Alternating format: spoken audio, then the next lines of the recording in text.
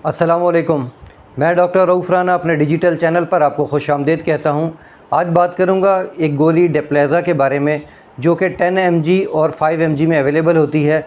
ये sugar control करने वाली एक दवा है, लेकिन ये शुगर कंट्रोल करने वाली दवा के होने के साथ साथ ये और भी बहुत सारे अच्छे फंक्शन जिस्म में करती है। जैसा कि ये शुगर के मरीज़ को स्ट्रोक के ख़तरे से, फालिज के ख़तरे से बचाती है। इसी तरह ये दिल के जो स्ट्रोक्स हैं, दिल का हार्ट अटैक है, दिल की बीमारियां हैं, उससे शुगर के मरीज़ को महफूज करती है। और आप जानते हैं कि शुगर के मरीज़ों में सबसे बड़ा रिस्क किडनी फेलियर का होता है। ये किडनी की बीमारियों से भी शुगर के मरीज़ों को बचाती है। गर्ज़ बात ये हुई कि ये शुगर को तो कंट्रोल करती ही करती है, लेकिन इसके साथ और भी बहुत सारे अच्छे काम भी करती है। हम बात करते हैं कि ये काम करती किस तरह है, शुगर को कंट्रोल किस तरह करती है। आप जानते हैं कि जिस्म से इखराज के बहुत सारे रास्ते हैं। एक पेशाब के रास्ते भी चीज़ें खारिज हो सकती हैं जिस्म से, पखाने के रास्ते और पसीने के रास्ते, आंसू के रास्ते। ये दवाई शुगर को पेशाब के रास्ते खारिज कर देती है। इस तरह जो खून होता है उसके अंदर शुगर की मिकदार कम हो जाती है, कंट्रोल हो जाती है। जब इस गोली का इस्तेमाल करवाया जाता है तो शुगर के मरीज़ अपनी शुगर, चूँकि उनकी शुगर पेशाब के रास्ते खारिज हो जाती है, तो उनकी शुगर बेहतर तरीके से कंट्रोल हो जाती है।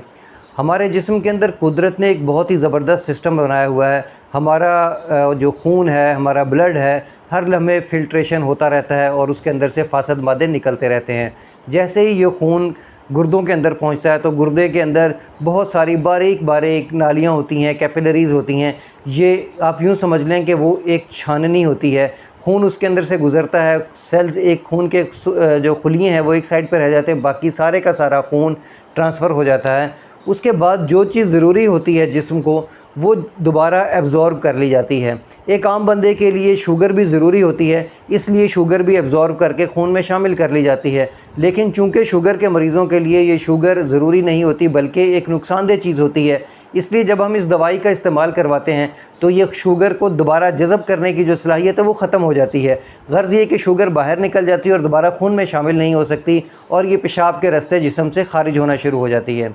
अब हम बात करते हैं इसकी डोज़ के मुतालिक। इसकी डोज़ एक गोली दिन के टाइम रोज़ाना है, और अमूमन डॉक्टर कोशिश करते हैं कि सुबह के वक्त एक गोली दी जाए और रात के टाइम देने से इज्तनाब किया जाए, क्योंकि कुछ मरीज़ों को इसके साथ बार बार पेशाब आने की हाजत होती है, इसलिए उनके रात की नींद डिस्टर्ब ना, इसलिए इसका इस्तेमाल सुबह के टाइम करवाया जाता है। मरीज़ की तबीयत के मुताबिक, मरीज़ की सेहत के मुताबिक, उसकी उम्र के मुताबिक इस बात का तयन किया जाता है कि कितनी mg की डोज़ दी जानी चाहिए।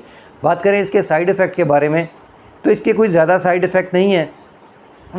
दिल घबराना, मतली की कैफियत होना, जिस्म बोझल होना, पेट के अंदर दर्द होना, ये इसके अमूमी तौर पर साइड इफ़ेक्ट हैं।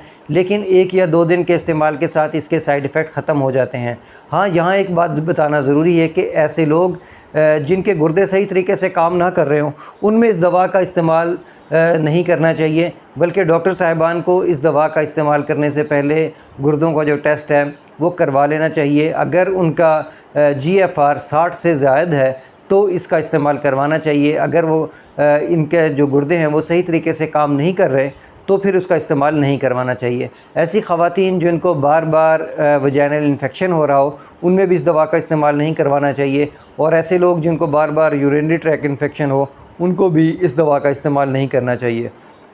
अगर आप इस दवा का इस्तेमाल कर रहे हैं और आपको कोई यूरिनरी ट्रैक, पेशाब की नाली का इन्फेक्शन है या वजाइनल इन्फेक्शन है, तो फ़ौरन अपने डॉक्टर को से रब्ता करें, ताकि कुछ दिन के लिए इस दवा का इस्तेमाल रोका जा सके, और जब वो इन्फेक्शन ठीक हो जाए तब आप इसका इस्तेमाल दोबारा करवा सकते हैं। मुझे उम्मीद है कि मेरी ये मालूमात आपके लिए फ़ायदेमंद होगी। अल्लाह आपको और आपके तमाम अहले खाना को सेहत वाली ज़िंदगी अता करे। अल्लाह हाफ़िज़।